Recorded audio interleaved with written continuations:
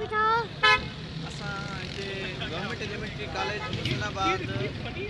कराची जेका असांजी elementary college आहे उन जे हिते जेको माफ़िया कब्ज़ो कयो आहे उन जे ख़िलाफ़ु एहतियात कयूं पिया। गुज़िरियल 2019 खां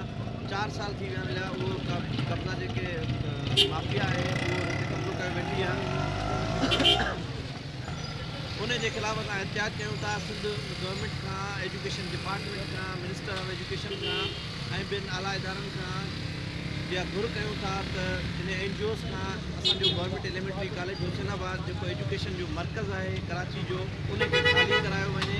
ऐं आम जेके ग़रीब माण्हू आहिनि, ग़रीब जेके उतां जा मक़ामी माण्हू आहिनि उन्हनि खे उन्हनि जे लाइ तालीम जेका आहे सा मुफ़्त ऐं सहूलियत सां मुहैया कई वञे ऐं जेके मुलाज़िम उतां खां ट्रांसफ़र कयल आहिनि उन्हनि खे बि उते बहाल कयो वञे वापसि ऐं स्कूल ऐं कॉलेज खे सरकारी तौर तरीक़े ते हलायो वञे। वॾी महिरबानी।